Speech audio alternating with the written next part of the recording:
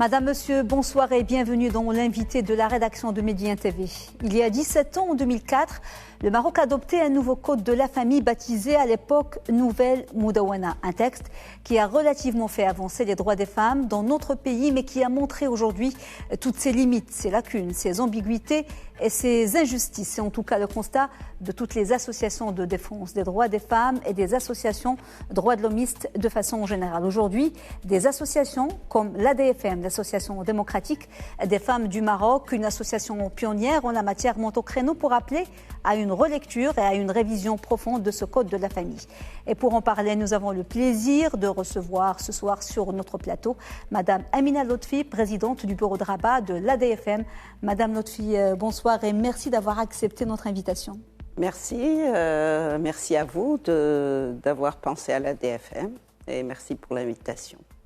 Madame Lotfi, 17 ans après l'adoption et la mise en application du Code de la famille de 2004, quel état des lieux peut-on dresser de la situation des droits des femmes de façon générale? Nous passerons plus tard aux détails. Quel constat sur la situation des droits des femmes aujourd'hui au Maroc? Écoutez, le constat qu'on peut faire, c'est que si on commence à partir de la fin du XXe siècle, début du XXIe siècle, le constat que nous pouvons faire, c'est que nous avons eu des avancées notables en matière de promotion et de protection des droits des femmes, puisque à partir du début de ce siècle, le Maroc s'était engagé dans un processus de promotion et de protection des droits des femmes. Et à ce titre, nous avons eu des réformes législatives, nous avons eu des réformes institutionnelles, ou du moins un processus d'institutionnalisation de l'égalité de genre, et nous avons eu la mise en place de mécanismes de recours, enfin un début de processus pour la mise en place de mécanismes de recours. Peut-être parmi les réformes, les avancées au niveau législatif, vous l'avez dit, il y a eu le Code de la famille en 2004, il y a eu le Code pénal, des amendements de certains articles, le Code du travail, le Code de la nationalité, etc.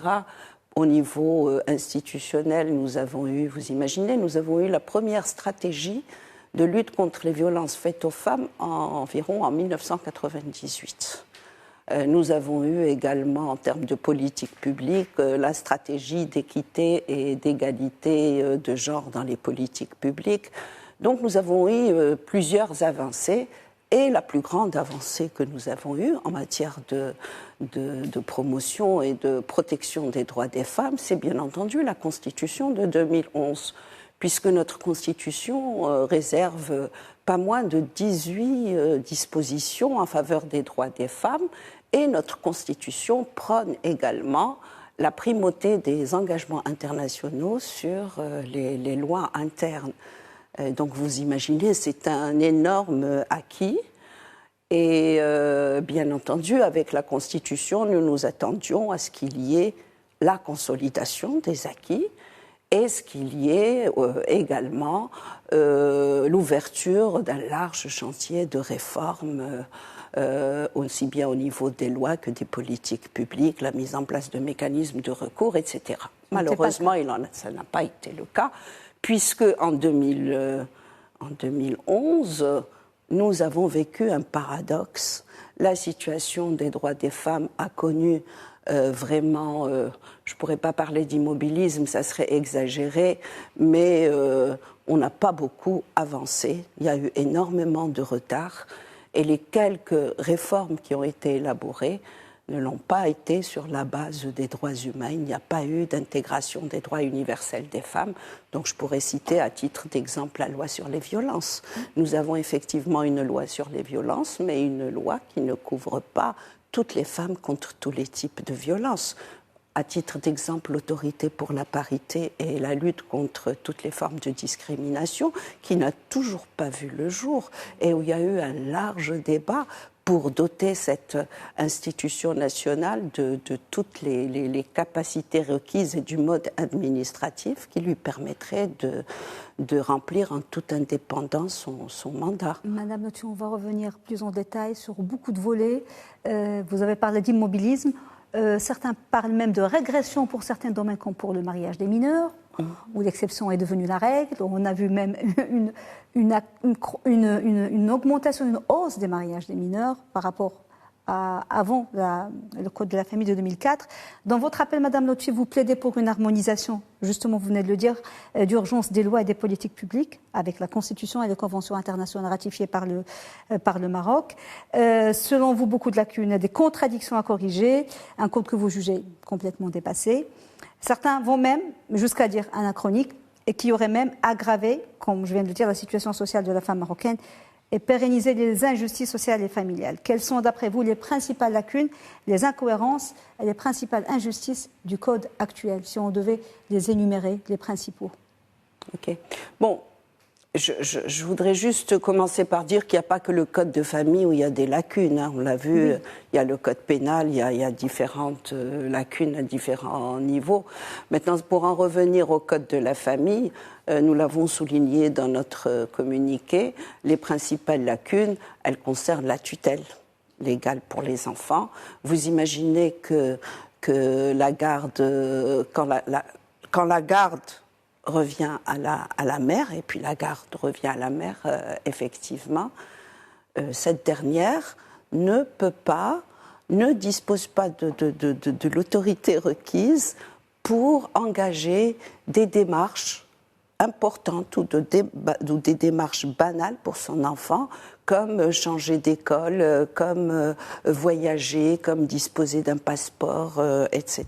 Elle est aussi mineure que son enfant. Elle ne peut pas décider pour son enfant. Elle peut ouvrir un compte bancaire, par exemple, pour son enfant, pour faire des économies pour ses études, mais ce compte, c'est le papa qui en est responsable, qui est le tuteur légal de l'enfant.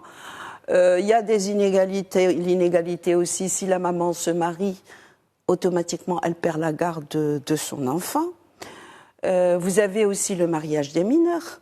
Vous imaginez qu'en 2021, nous avons encore des mineurs, des petites filles qu'on marie à 15 ans, à 16 ans, à 14 ans. On a des statistiques effrayantes, puisque vous l'avez dit, ça augmente d'année en année. Pourquoi justement, après le Code de la famille, on a vu une explosion des mariages des mineurs, alors qu'on s'attendait au contraire? Écoutez, c'est l'application pour deux raisons. Parce que c'est là une des contradictions du Code de la famille, justement. Le Code de la famille, d'un côté, il fixe l'âge du mariage des enfants à 18 ans, et de l'autre côté, l'article 20 accorde, je crois que c'est l'article 20, accorde le pouvoir discrétionnaire au juge. Donc un juge peut décider si une enfant peut se marier ou pas. Et figurez-vous que le juge décide tout seul.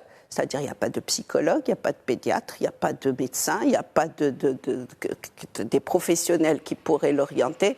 Non, il décide selon la capacité de la petite fille ou de l'adolescente à procréer, si elle est suffisamment grande, si elle a toutes les formes requises. En fait, en gros, schématiquement, c'est ce qui intervient, ce sont les critères qui font que le juge accorde le mariage. Et deuxièmement, le deuxième critère, donc, c'est ce fameux article 16, donc, qui a prolongé de 10 ans encore, qui a apporté à 15 ans la reconnaissance légale du mariage. C'est-à-dire que une personne peut épouser par Fatiha une petite fille, et une fois que l'enfant est enceinte, on va demander la reconnaissance du mariage, ce que le juge va accorder parce qu'il dispose du pouvoir discrétionnaire, et d'un autre côté parce que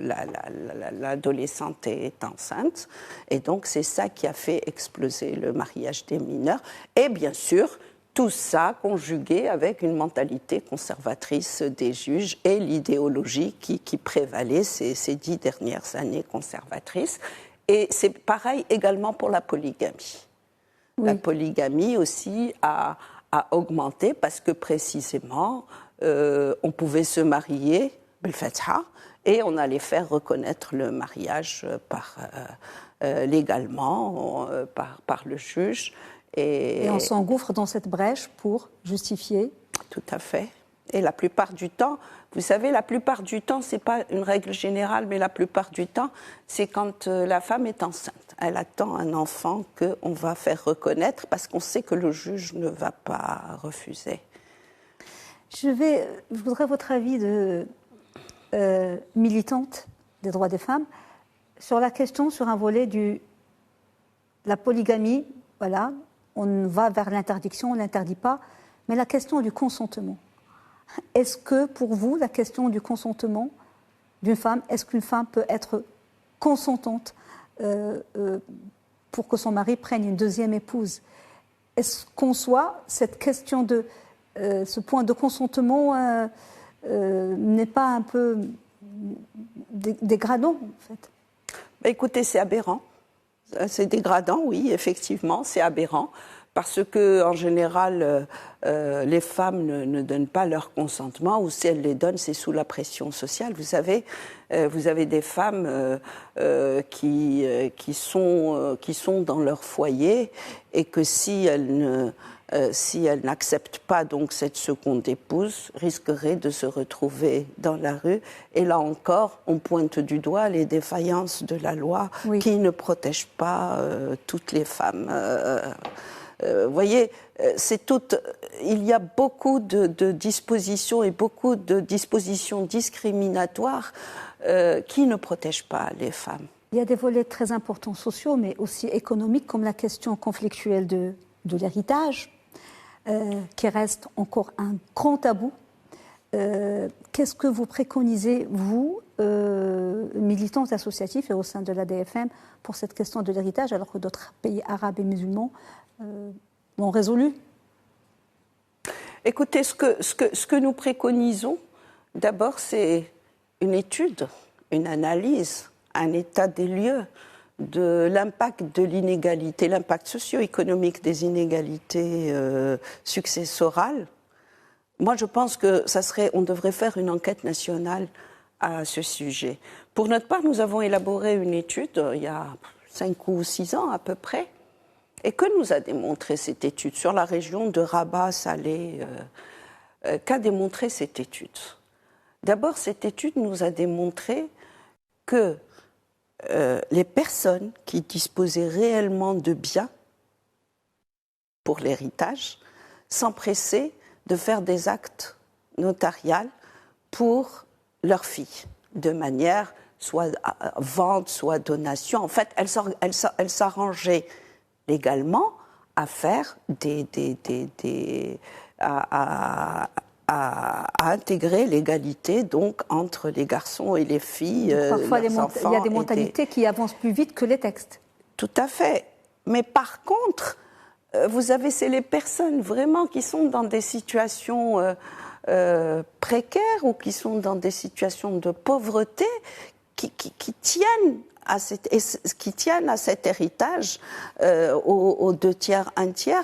Et c'est là où se trouve la grosse difficulté. Vous savez, on a eu des exemples concrets. Je vous donne l'exemple d'une jeune femme qui a abandonné, qui était secrétaire à Rabat, qui a abandonné son travail pour s'occuper de ses 2 parents malades. Ses 2 parents vivaient à la campagne, avaient un tout petit logement attenant à une épicerie, une petite pièce qui leur servait d'épicerie. Ils vendaient des... Donc cette dame s'est occupée donc de l'épicerie, s'est occupée de ses parents, sachant que c'était elle qui les entretenait avant. Et quand ses parents sont décédés, ses frères sont venus, donc elle s'est retrouvée à la rue sans travail, sans subsistance, sans rien du tout. Oui. Donc, est-ce que la question de l'égalité dans l'héritage se pose? Oui, elle se pose, parce qu'elle a un impact socio-économique. Et tout ce qui impacte la vie des hommes, des femmes, de notre société, des enfants, doit être réglé au travers des lois, des politiques publiques, etc.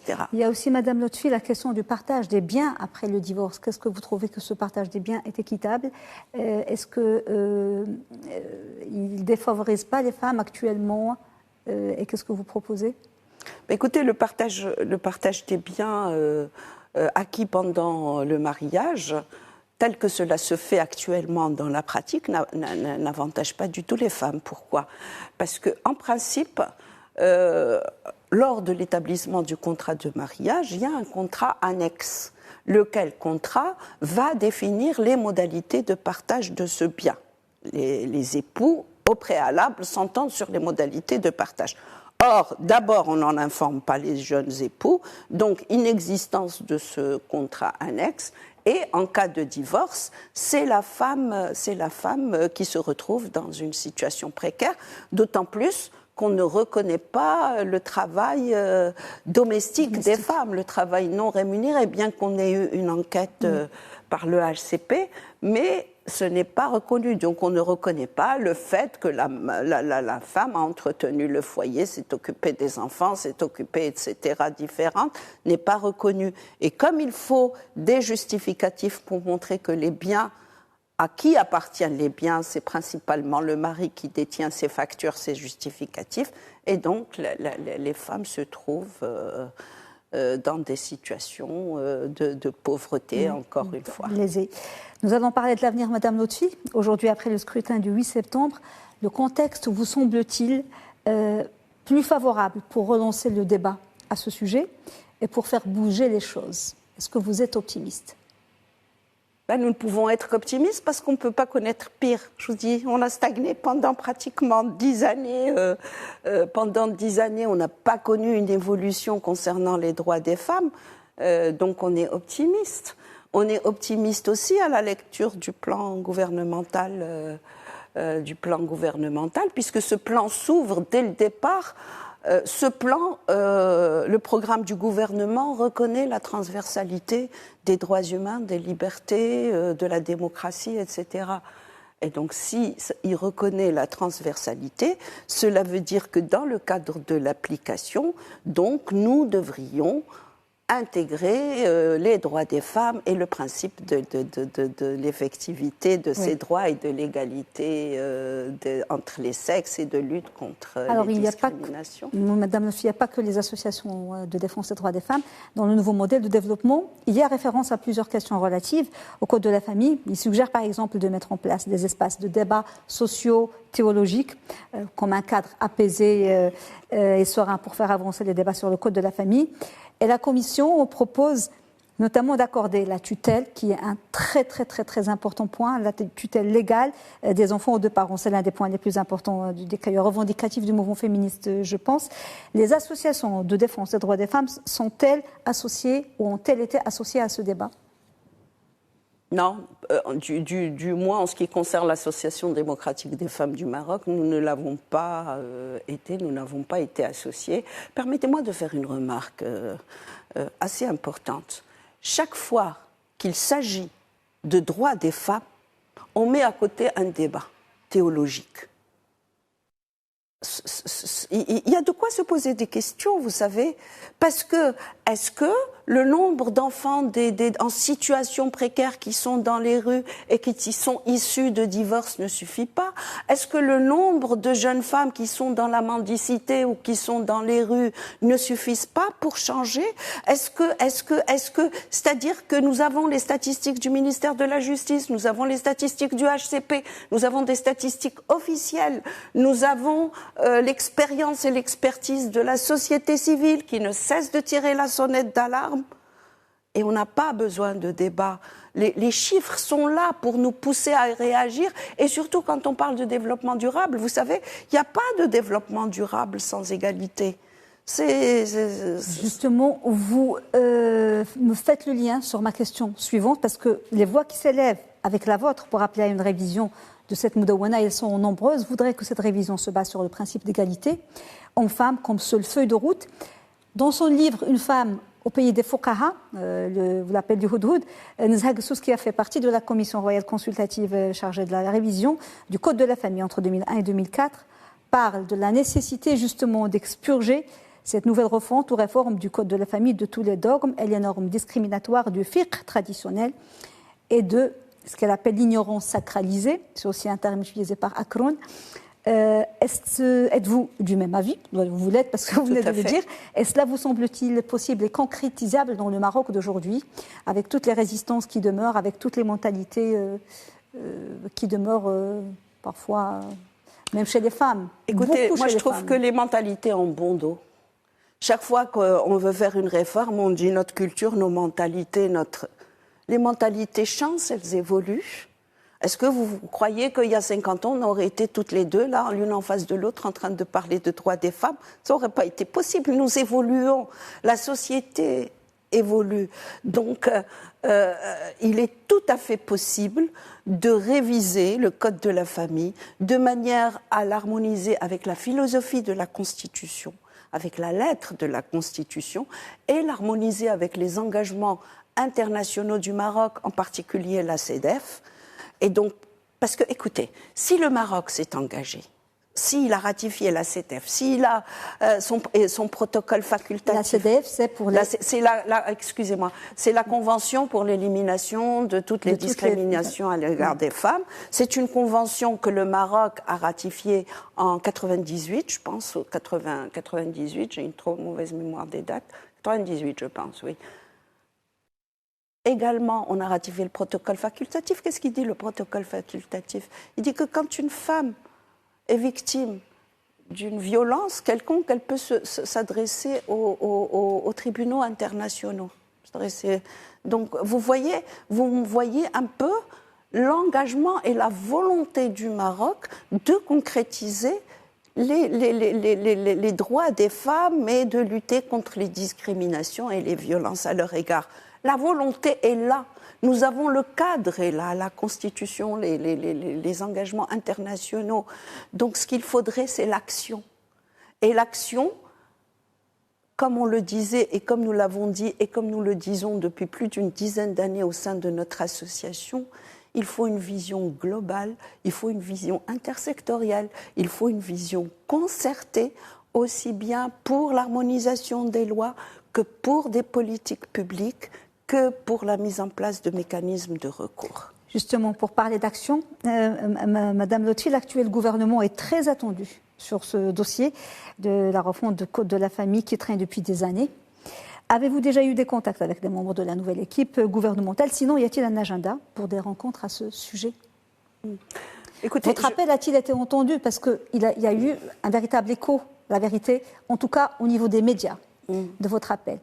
Est-ce que vous avez eu des réactions au niveau du gouvernement? Écoutez, je voudrais juste dire, nous parlons ici notre présence ici, c'est pratiquement pour le Code de la famille, la refonte du Code de la famille. Mais ce que nous attendons de ce gouvernement, comme je vous le disais, c'est l'harmonisation de toutes les lois, l'intégration de l'égalité de genre dans les politiques publiques, la mise en place de mécanismes et la promotion de la culture de l'égalité. Ça, c'est les quatre, c'est les 4 étapes indispensables qui doivent être enclenchées dans les meilleurs délais. Il se trouve que le Code de la famille est une priorité, étant donné l'impact qu'il a sur la vie des femmes et de la société en général.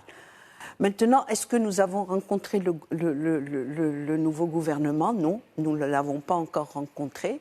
Mais dans notre stratégie de plaidoyer, ce que nous faisons avec tous les gouvernements depuis que la création de l'ADFM, c'est que nous rencontrons les différentes représentations, aussi bien de l'exécutif que du législatif. Mais pour ce faire, il faut attendre, il faut que nous analysions le programme gouvernemental, il faut y voir un peu plus clair en termes d'orientation stratégique en matière des droits des femmes, mais nous le rencontrerons certainement, probablement, pour faire part de nos revendications. Et vous êtes optimiste? Oui, moi je vous dis, je trouve que par rapport, il y a certains mots-clés dans le programme qui peuvent servir de point d'ancrage. Bien entendu, le programme gouvernemental ne parle pas de réforme législative, ne parle pas d'institutionnalisation d'égalité de genre, et nous le déplorons, mais il faut bien s'attacher à quelque chose et nous nous attachons. Peut-être que c'est ce qu'on veut dire à travers ce paragraphe. Madame Amina Lotfi, merci beaucoup d'avoir répondu à nos questions. Je rappelle que vous êtes présidente du bureau de Rabat de l'ADFM, l'Association démocratique des femmes du Maroc. Merci beaucoup. Merci Madame, monsieur, merci d'avoir suivi cet entretien. Excellente suite des programmes sur Médien TV.